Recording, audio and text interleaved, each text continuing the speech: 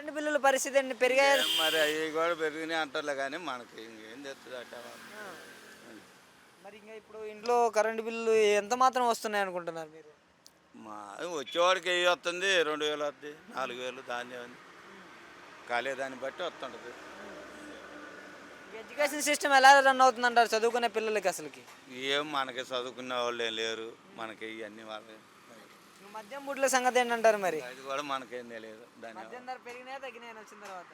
తగ్గినాయి అంటారుగా, 10 రూపాయలు ఏదో తగ్గించినారు, 20 అంటారు. మరి రైతులకు అయితే ఇబ్బందిగానే ఉందంటారు ఈ ప్రభుత్వం. ఇబ్బంది ఏముందిలే, మామూలుగా రేట్లు లేనప్పుడు వీళ్ళు ఏం చేస్తారు, కేంద్రం చేయాల్సిన పని కాదు. జగన్మోహన్ రెడ్డి గారు ఉన్నప్పుడే మంచిగా ఉందంటారు కాస్త కూస్తో. ఇదిగో వాళ్ళే వీళ్ళే చెబుతారు, మనం అనేది కాదు అది. జగన్ గారు ఉన్నప్పుడు ఎలాంటి పథకాలు అందుబాటులోకి వచ్చాయంటారు మరి? ఆయన ఉన్నప్పుడు ఇచ్చారు అన్నీ పథకాలు. ఆయన కూడా జూను తర్వాత ఇస్తాడంటారుగా, చూడాలిగా. ఇప్పుడు వచ్చి 5-6 నెలలే కదా అది.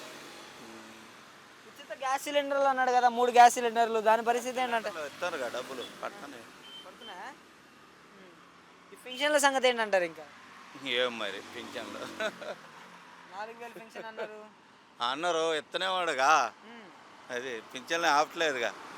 ఈ 15,000 అంటే మరి తీసేయాలనే ఆలోచనలో మరి వాళ్ళకి ఉన్నది అంటారు, మరి మనకైతే తెలియదు.